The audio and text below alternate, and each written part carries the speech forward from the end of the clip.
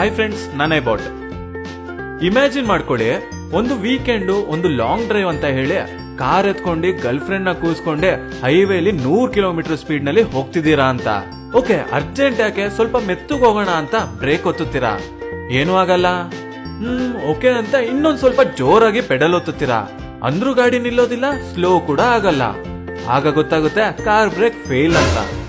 ಪಕ್ಕ ನಿಮ್ metre of ಆಗೋದಂತೂ guarantee ಬಿಡಿ. ಚಿಂತೆ ಮಾಡಬೇಡಿ, ಗಾಬರಿ ಕೂಡ ಆಗ್ಬೇಡಿ. ಅಂತ ಸಮಯದಲ್ಲಿ ಏನ್ ಮಾಡ್ಬೇಕು ಅಂತ ನಾನ್ ನಿಮಗೆ ಹೇಳ್ತೀನಿ. ಅದಕ್ಕೂ ಮುಂಚೆ ಫ್ರೆಂಡ್ಸ್, ಬೇಗ ಸಬ್ಸ್ಕ್ರೈಬ್ ಆಗಿ.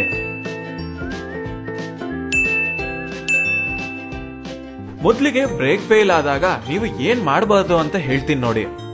ಗಾಡಿ ಆಫ್ ಮಾಡಿದ್ರೆ ನಿಂತ್ಕೊಂಡ್ಬಿಡುತ್ತೆ ಅಂತ ಆಫ್ ಮಾಡಬೇಡಿ. ಯಾಕಂದ್ರೆ ಇಂಜಿನ್ ಆಫ್ ಆಗ್ತಿದ್ದಂಗೆ ಪವರ್ ಸ್ಟೇರಿಂಗ್ ಕೂಡ ಲಾಕ್ ಆಗ್ಬಿಡುತ್ತೆ. ಇದರಿಂದ ನೀವು ಗಾಡಿನ ಆ ಕಡೆ ಈ ಕಡೆ ಏಳಿಯಕ್ಕೆ ಆಗೋದಿಲ್ಲ. ನ್ಯೂಟ್ರಲ್ಗೆ ಹಾಕಿದ್ರೆ ವಾಹನ ನಿಂತ್ಕೊಂಡ್ಬಿಡುತ್ತೆ ಅನ್ಕೊಂಬೇಡಿ. ಹಂಗ್ ಮಾಡಿದ್ರೆ ನೀವು ಇಂಜಿನ್ ಬ್ರೇಕಿಂಗ್ ಮಾಡೋದು ಕಳ್ಕೋತೀರಾ. ಏನಿದು ಇಂಜಿನ್ ಬ್ರೇಕಿಂಗ್ ಅಂತ ಸ್ವಲ್ಪ ಹೊತ್ತಲ್ಲೇ ಹೇಳ್ತೀನಿ ನೋಡಿ. ರಿವರ್ಸ್ ಗೇರ್ ಹಾಕಿದ್ರೆ ಟೈರ್ ಹಿಂದೆ ತಿರುಗುತ್ತೆ ಅಂತ ರಿವರ್ಸ್ ಗೇರ್ ಹಾಕ್ಬಿಟ್ಟಿರಾ. ಯಾಕೆ ಹಾಕ್ಬಾರ್ದು ಅಂದ್ರೆ, ನೀವು ಆ ಸ್ಪೀಡ್ ನಲ್ಲಿ ರಿವರ್ಸ್ ಗೇರ್ ಹಾಕ್ತಿದ್ದಂಗೆ ನಿಮ್ಮ ಗೇರ್ ಬಾಕ್ಸ್ ಹೊಡೆದೋಗಿ ಪೀಸ್ ಪೀಸ್ ಆಗ್ಬಿಡುತ್ತೆ. ರಿವರ್ಸ್ ಗೇರ್ ಯಾವಾಗ್ಲೂ ಗಾಡಿ ನಿಂತ ಮೇಲೇನೆ ಹಾಕ್ಬೇಕು. ಯಾವ ತರ ಆ ಕಡೆ ಈ ಕಡೆ ಸ್ಟೇರಿಂಗ್ ಎಳ್ದಾಡಬಾರ್ದು. ಅದು ವಾಹನನ ಸ್ವಲ್ಪ ಏನೋ ಸ್ಲೋ ಮಾಡುತ್ತೆ. ಆದ್ರೆ ನೀವು ತುಂಬಾ ಸ್ಪೀಡ್ ನಲ್ಲಿ ಇದ್ದಾಗ ಈ ತರ ಏನಾದ್ರು ಮಾಡಿದ್ರೆ ಗಾಡಿ ಟಾಪ್ ಅಲ್ಲಿ ಆಗೋದಂತೂ ಖಂಡಿತ. ಈ ರೀತಿ ಮಾಡೋದ್ರಿಂದಾನೇ ಹೆಚ್ಚಿನ ಆಕ್ಸಿಡೆಂಟ್ ಗಳಾಗಿದೆ ಅಂತೆ. ನೋಡಿದ್ರ ಫ್ರೆಂಡ್ಸ್, ಈ ತರ ಎಲ್ಲ ಮಾಡಬೇಡಿ. ಆಕ್ಚುಲ್ ಆಗಿ ನೀವು ಇಂಥ ಸಿಚುಯೇಷನ್ ನಲ್ಲಿ ಏನ್ ಮಾಡ್ಬೇಕು ಅಂತ ಈಗ ಹೇಳ್ತೀನಿ ನೋಡಿ.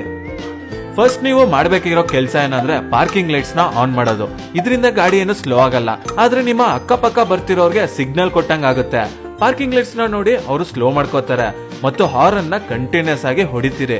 ಸೊ ಮುಂದೆ ಹೋಗ್ತಿರೋರು ಜಾಗ ಬಿಡ್ತಾರೆ. ಎಷ್ಟೋ ಜನಕ್ಕೆ ಪಾರ್ಕಿಂಗ್ ಲೈಟ್ಸ್ ಎಲ್ಲಿರುತ್ತೆ ಅಂತಾನೆ ಗೊತ್ತಿರೋದಿಲ್ಲ. ಗಾಡಿಯ ಡ್ಯಾಶ್ ಬೋರ್ಡ್ ಮೇಲೆ 2 ಟ್ರಯಾಂಗಲ್ ಸಿಂಬಲ್ ಇರೋದೇ ಪಾರ್ಕಿಂಗ್ ಲೈಟ್ಸ್. ಇದಾದ್ಮೇಲೆ ಬ್ರೇಕ್ಸ್ ನ ಪಂಪ್ ಮಾಡ್ತೀರಿ. ಬ್ರೇಕ್ ಪೆಡಲ್ ಏನಾದ್ರೂ ಫುಲ್ ಕೆಳಗಡೆವರೆಗೂ ಹೋಗ್ತಿದ್ರೆ 3-4 ಸಾರಿ ಜೋರಾಗಿ ಪ್ರೆಸ್ ಮಾಡಿ. ಬ್ರೇಕ್ ಆಯಿಲ್ ಇಂದ ಏನಾದ್ರೂ ಸ್ವಲ್ಪ ಪ್ರೆಷರ್ ಕ್ರಿಯೇಟ್ ಆಗುತ್ತಾ ಅಂತ ಟ್ರೈ ಮಾಡಿ. ಅಲ್ಪ ಸ್ವಲ್ಪ ಪ್ರೆಷರ್ ಇಂದನಾದ್ರೂ ವಾಹನ ನಿಲ್ಲೋ ಚಾನ್ಸಸ್ ತುಂಬಾನೇ ಇರುತ್ತೆ.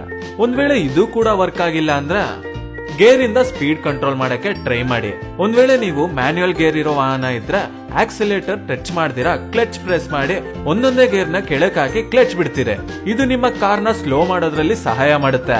ನಿಮ್ ಗಾಡಿ ಎಷ್ಟು ಸ್ಪೀಡ್ ಕಮ್ಮಿ ಆಗುತ್ತೋ ಅಂತ ನೋಡ್ಕೊಂಡು ತಕ್ಕಂತೆ ಗೇರ್ ನ ಶಿಫ್ಟ್ ಮಾಡಿ.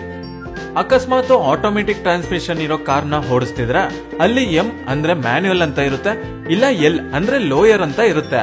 ಇದು ಚೇಂಜ್ ಮಾಡೋದ್ರಿಂದ ನೀವು ಮ್ಯಾನ್ಯುಯಲ್ ಆಗಿ ಕಾರ್ ನ ಸ್ಪೀಡ್ ನ ಕಮ್ಮಿ ಮಾಡಬಹುದು. ಗೇರ್ ಶಿಫ್ಟ್ ಮಾಡ್ಬೇಕಾದ್ರೆ ಗಾಬರಿ ಮಾಡ್ಕೊಂಡು ಒಂದೇ ಸಲ ಫಸ್ಟ್ ಗೇರ್ ಗೆ ಹಾಕ್ಬಿಟ್ಟಿರಾ. ಯಾಕಂದ್ರೆ ಗೇರ್ ಬಾಕ್ಸ್ ಡ್ಯಾಮೇಜ್ ಆಗಿ ಗಾಡಿ ಹಾಳಾಗ್ಬಿಡುತ್ತೆ. ಒಂದ್ ವೇಳೆ ಯಾರಿಗಾದ್ರೂ ಗುದ್ಬಿಡ್ತೀನಿ ಅನ್ನೋ ಭಯ ಇದ್ರೆ ಟ್ರೈ ಮಾಡಿ. ಯಾಕಂದ್ರೆ ಪ್ರಾಣ ಮುಖ್ಯ, ಗಾಡಿ ಅಲ್ಲ. ಈ ತರ ಇಂಜಿನ್ ಬ್ರೇಕಿಂಗ್ ಮಾಡೋದ್ರಿಂದ 10-15 ಕಿಲೋಮೀಟರ್ ಸ್ಪೀಡ್ ಕಮ್ಮಿ ಆಗುತ್ತೆ. ಸ್ವಲ್ಪನಾದ್ರೂ ಗಾಡಿ ಕಂಟ್ರೋಲ್ ಸಿಗೋಕೆ ಇದೊಂದು ಸಣ್ಣ ಪ್ರಯತ್ನ ಅಷ್ಟೇ. ಸ್ಲೋ ಆಗ್ತಿದ್ದಂಗೆ ವಾಹನನ ಸೇಫ್ ಲೈನ್ ಗೆ ತಗೊಂಡ್ ಬನ್ನಿ. ಗಾಬರಿಯಿಂದ ಸ್ಟೇರಿಂಗು ಜಾಸ್ತಿ ಎಳ್ದಾಡ್ಬೇಡಿ. ಯಾರಾದ್ರೂ ಅಡ್ಡ ಬಂದ್ರೆ ಮಾತ್ರ ಸ್ಟೇರಿಂಗ್ ನ ತಿರುಗಿಸಿ. ಯಾಕಂದ್ರೆ ಸೈಡ್ ಲೈನು ಇಲ್ಲ ಡಿವೈಡರ್ ಗೆ ಏನಾದ್ರೂ ಗುದ್ದಿದ್ರೆ ತೊಂದರೆ ಅಂತೂ ತಪ್ಪಿದ್ದಲ್ಲ. ಇನ್ನ ಕೊನೆಯದಾಗಿ ನೀವು ಮಾಡ್ಬೇಕಿರೋದು, ಇದು ಬಲು ಮುಖ್ಯವಾದದ್ದು, ಹ್ಯಾಂಡ್ ಬ್ರೇಕ್ ಇಲ್ಲ ಪಾರ್ಕಿಂಗ್ ಬ್ರೇಕ್ ನ ಬಳಸೋದು.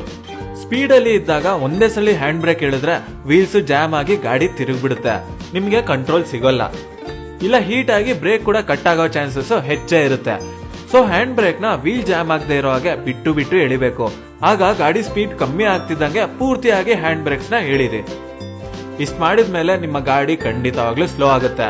ಒಂದ್ ವೇಳೆ ಈ ತರ ಎಲ್ಲ ಮಾಡಕ್ಕೆ ಟೈಮ್ ಇಲ್ಲ, ಯಾರಿಗಾದ್ರೂ ಗುದ್ಬಿಡ್ತೀವಿ ಅನ್ನೋ ತರ ಇದ್ರೆ ಖಾಲಿ ಜಾಗಕ್ಕೆ ಗಾಡಿನ ಸ್ಟೇರ್ ಮಾಡ್ಕೊಳ್ಳಿ. ಲೈಟ್ ಆಗಿ ಕಾಂಪೌಂಡ್ ವಾಲು ಇಲ್ಲ ಫೆನ್ಸ್ ಗಳಿಗೆ ಟಚ್ ಮಾಡ್ಕೊಂಡು ಹೋಗಿ. ಈ ತರ ಎಲ್ಲ ಮಾಡೋ ಮುಂಚೆ ನೀವು ಮತ್ತೆ ಪ್ಯಾಸೆಂಜರ್ಸ್ ಎಲ್ರು ಸೀಟ್ ಬೆಲ್ಟ್ ಗಳನ್ನ ಧರಿಸಿರಿ. ಅಯ್ಯೋ ಹಿಂಗ್ ಮಾಡಿದ್ರೆ ಗಾಡಿ ಡ್ಯಾಮೇಜ್ ಆಗುತ್ತೆ ಅನ್ನೋ ಯೋಚನೆ ಬಿಡಿ. ಯಾಕಂದ್ರೆ ಗಾಡಿಗಿಂತ ನಿಮ್ ಬಾಡಿ ಮುಖ್ಯ. ಗಾಡಿಗೆ ಇನ್ಶೂರೆನ್ಸ್ ಇರುತ್ತೆ, ಹೋದ್ರೆ ದುಡ್ಡು ಇನ್ನೊಂದು ತಗೊಬಹುದು.